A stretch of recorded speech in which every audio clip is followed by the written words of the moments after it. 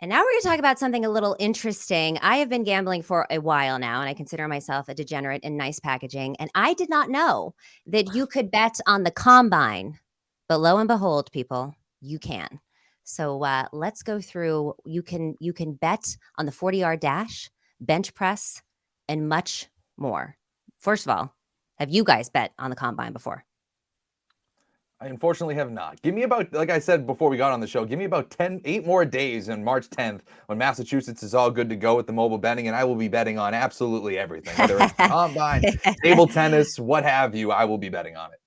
I want to say that I have not, but it's not for lack of trying. Like if the combine bets were available, actually, I like know some, not that I have like a scoop on combine bets, but like I know somebody who was like sending in some combine bets that would have been worth taking, but they're just not widely available, mainly because the books get beat up on the draft props pretty badly each year.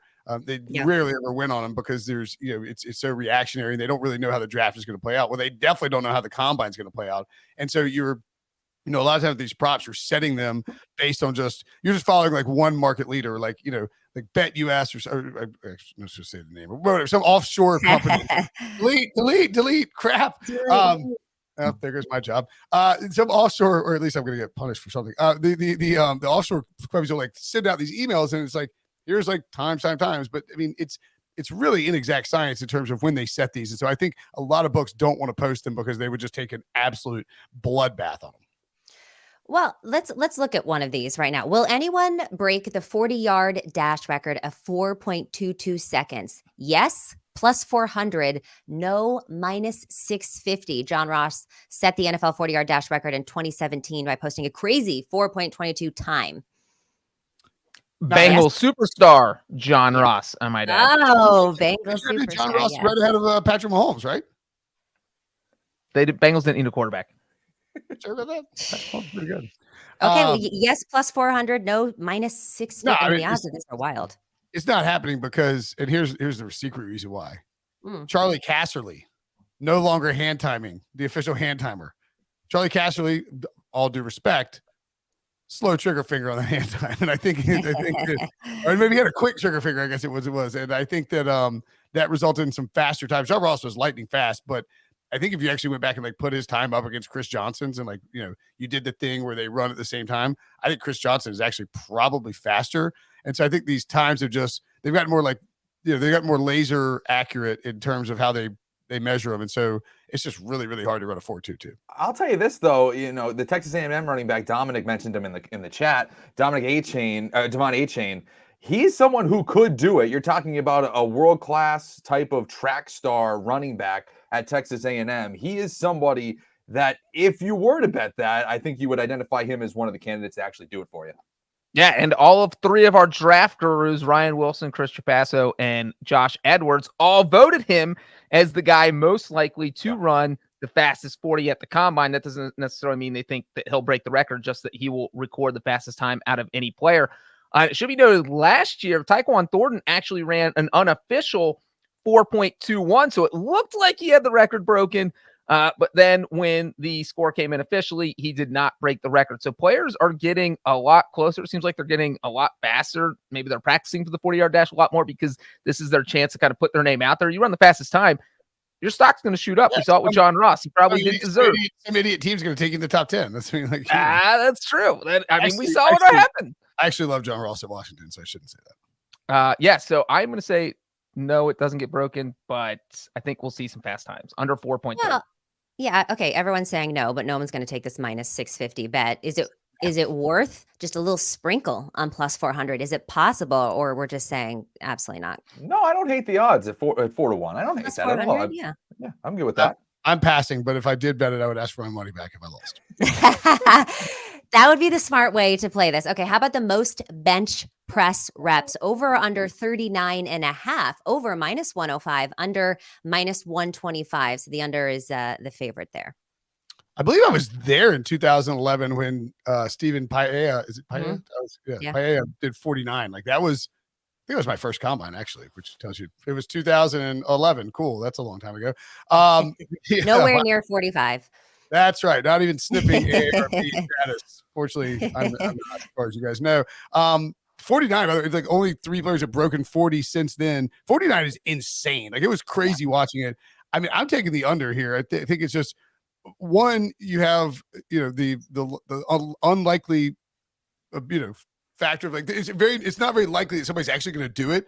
But then you also have to remember too that a lot of guys will bail on the bench press, because we see a lot of times somebody, a torn pec or something like that, where if you're one of the stronger players, you don't need a bench press if you're already, in a good spot in terms of the draft. So I think it's possible, that you lose some of the candidates who might go over the 40. Well, that's one of the things that's interesting, is we don't necessarily know who's participating in some of these events. I mean, yeah, you could say like, okay, we know some of the quarterbacks that are throwing, but like you're saying, well, all of a sudden if a dude backs out that we think is awesome, well then, okay, we're talking to the sports book asking for a refund. What was the over under number here? 39 and a half. 39 and a half. That is, you got to get 40, man. And Dominic says over. It's going to be the guy from Michigan, Fozzie. Yeah, Mozzie Smith. He can do 22 I'm going to agree reps with at 325 pounds. I'll agree with Dominic. I don't think it's that. What's the odds on the over? The over is minus 105. It's a little bit better. The under is the one that's juiced, minus 125. There must be. I mean, we saw a couple guys do it in a couple years ago. It doesn't happen often. I'm going to go over. I just like the over. I think someone goes out there and wows us and hits 40. I'll say this is probably like a great move for like a projected like 6th round pick who's just a meathead, and he's like, you know what? This is my time to shine. I mean, yeah, I guess you could go out there just trying to like bash out 40. And doing 40 is just as easy as it seems. I mean, like that's not like, it's like I'm a 6th round pick. I'm going to rise up just banging out 40. No, I know, but we're banking on the dude that's like motivated, short arms, so it's not that big of an extension. Yeah, that's what we're looking for. That's kind of like, I mean, totally not the same thing, but what is it? Mac McClung in the All-Star game for NBA when he's a G leaguer, just went out there and did the dunk contest, and that was it, because obviously the real stars don't want to get injured in it. So yeah, maybe it's a kid that's really not going anywhere that just wants to come show out and get the record. Who would win the pick 6 dunk contest? Ooh. How high is the hoop? Can we bring it down a little bit? Yeah. Actually, it's like it's not dunking, but like without even knowing anything, I would still probably say Brady Quinn would win that. That's a good call, because he's the only one who can dunk. That's why. Billy says himself. Sure. I put money on Billy. I put money. We're talking 3-point. It's Larry Bird. You guys are playing for second. No, you know who's an incredible fast shot in basketball? That's like you would never guess. Pete Prisco. What? Yeah.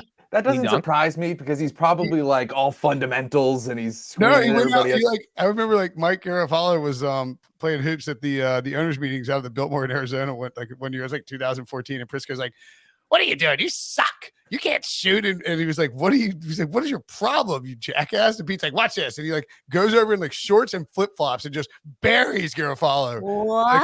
It was pretty crazy. Yeah. So. I was going to say, how many times do you play basketball? Are you? I don't play. I can barely shoot at basketball. I'm terrible at basketball. Are you a lightning shot there, Sully? Is that what you're saying? You're Larry Bird? You guys would be playing for second. Really? Yeah. I think you as a not really, but like I can shoot a little bit. Fair enough. Brinson, I can't shoot. It wasn't me. I can't shoot. Okay, yeah, there was someone that was telling me a story about maybe when they worked for some reason I thought it was you, but maybe it's not. All right, let's keep moving on this. Highest vertical. Did you do anything with Nike and go to Nike and have some kind of? I did play basketball with LeBron James. That is correct. Okay, it was you. Yes. First of all. Yes. So maybe we should have our money on you. And you got like railroaded or something, right? Like I tried to take 2 charges and it went very, very poorly for me. Were you like Bill Hader in that movie with LeBron, basically? Like, you ever see that movie? He jumped over me. He literally jumped over. Like, I looked up and he was flying over me. It was insane. Okay, so that was you. First of all, give it a 30-second story. Try not to make it last too long, but I feel like the people need to hear this one. I think I've told it on here before, so I'll Breech, you can be annoyed if I tell the story. Oh, no. Go. We'll move on. I'm going to drink my coffee and listen. I'll tell the potato. We'll save it for later. I'll tell the story later.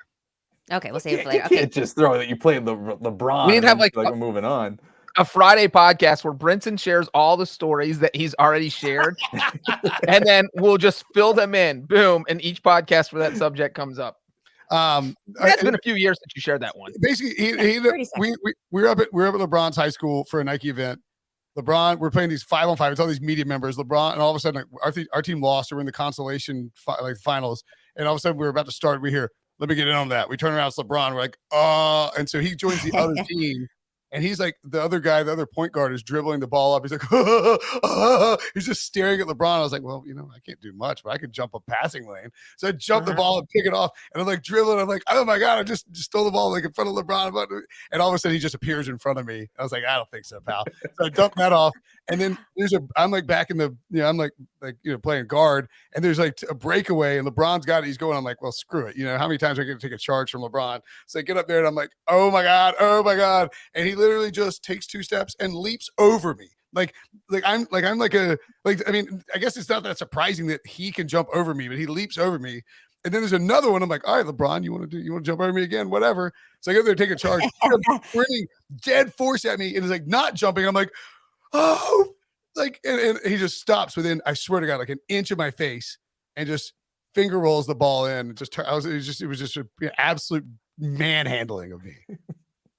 That's great. I love that you had the confidence, the irrational confidence that, I'm just going to body up LeBron. It'll be totally fine. Yeah, I don't take a charge from LeBron. That's what I could do. Well, because you don't want to look weak, right? So I think you do just have to go for it, knowing that you're going to get pummeled.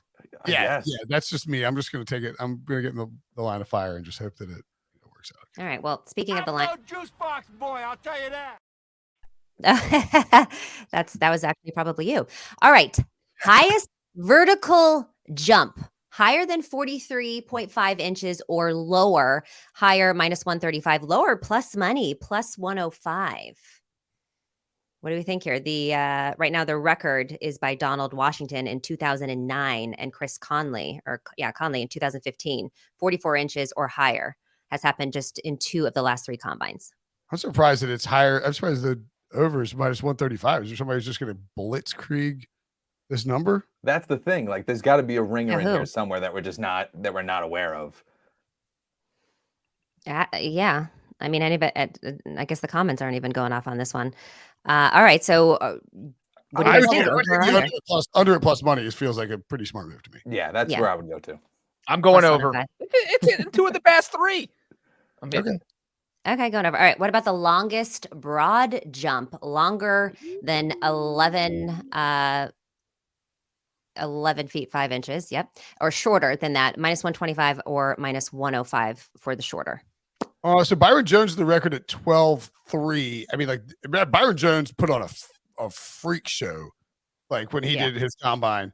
I think we'll probably get. This is we see 11 players have jumped further than that since 2013. I'll take the over. The -125. I think there's a lot of room there between. You're talking about 8 full inches between. What the over under here is Byron Jones' record, which is just a ton. So I would go over. Yeah, I'm with you there. Well, I would go over too. And it's interesting too, because Byron Jones kind of making a lot of noise pre-combine with his comments on social media about, talking about the combine and his ridiculous run, saying now he can barely even run or jump or anything along those lines. So it's kind of an interesting sidebar there for the Dolphins as well. Yeah, good point. All right. How about the fastest 20-yard shuttle? Slower than 3.88 seconds, -115. Oh, they're both -115, or faster than 3.88 seconds. 20-yard shuttle. Probably slower. I'm reading here too. There's only 6 players that have run lower than that number dating back to 2006. That seems. I'll ride with history there, and I'll go with that trend. Yeah, I think under is probably so slower is probably the play. That's a pretty fast time. All right, well, let's bump this up to the fastest 60-yard shuttle. Slower than 10.81 seconds or faster. Slower is the favorite here, -120. Faster, -110. Brandon Crooks also held the record in the 60-yard shuttle for 3 years at 10.72 seconds. Shelton Gibson broke his record in 2017 by 0.01 seconds. Yeah, by 0.01 seconds. Talk about if you want a refund, Brandon Cooks. Yeah. Like, dang. Yeah.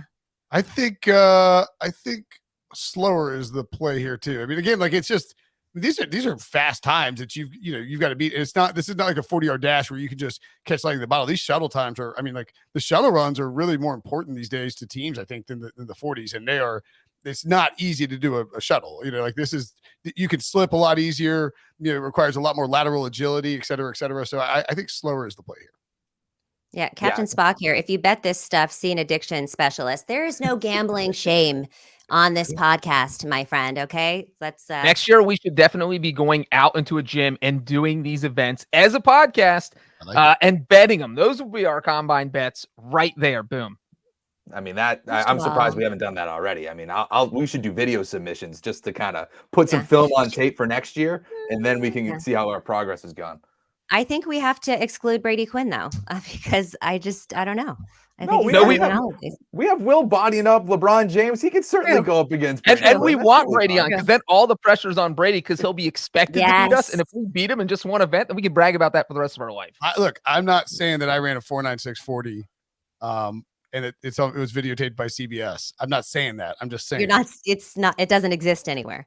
But Matt Brodsky's supposed to have found it by now. He's supposed to be looking for it. It happened like 2013. There's only one film of Brady running, or of Brinson running a 40. It's at 11:30 at night in Fort Lauderdale, Florida. And he lost to someone who was in his bare feet. That's like Michael Scott when the speedometer was out front of the office, and then the car goes by and he says he went 20 miles an hour. That's basically. I swear to God, it was hand timed. It was at Coral Gables High School. There was a lot of wind behind me. It was in great shape at the time. Just saying. Gale force winds behind you. I got it. Yeah, there's a tornado behind. Roasted. Well, Dominic says that the podcast does these. I'm putting the over-under on the 60-yard shuttle at 30.81. What do you guys think for us? Over under that? That seems a little too low. Yeah, a little low. Over on that one. I was told from a high school trainer, they have 3 guys who have a good chance of breaking the record. Oh, okay. Oh, from a high school trainer. So we got some insider information here from Zach George. There you go. We have the very poorly lit footage. Yeah, there's no need to show losing the 40-yard dash. Let's move on. Someone in bare Let's feet. see it. Let's see it. If Billy wants to pull it up, I dropped it. There's no reason to do it. Poorly lit. I'm just glad. I think I'm barefoot too. I'm just glad that I didn't end up with a needle in my foot. Honestly, I'd be running barefoot on the streets of Fort Lauderdale at 11:30 at night was not a smart move. We'd been we'd had some cocktails. No. You weren't of sound mind doing this, Will? Come on. Oh, is this it? Yeah, this is. I'm barefoot. No, why am I barefoot? What am I thinking? In khakis. Oh my God. Oh guys, I was like, who won? I can't see. It's dark. How could you tell? It's hard to say, Katie. It's hard to say who won. He ran into his darkness retreat. The thing, sometimes you wake up with a shame spiral from you do stuff and you're really, really hungover. That wasn't. No. That was worse. I was like, oh my God, why did I run barefoot in the streets of Fort Lauderdale? It's not like I'm running barefoot in the clean streets of Raleigh. I'll do that any time of day. But in the who knows what clean streets of Raleigh. First of all, did you take your shoes off on purpose? Were you not wearing shoes? Did you have flip-flops on? I was wearing loafers. So I demanded that your elf shoes? Yeah, I was wearing my elf shoes. He sent me a picture once of his shoes and I said those are elf shoes. My wallabies, yes. Katie calls them my elf shoes. Yeah. All right. This is enough about my 40. I'm never talking about the 40 again. This is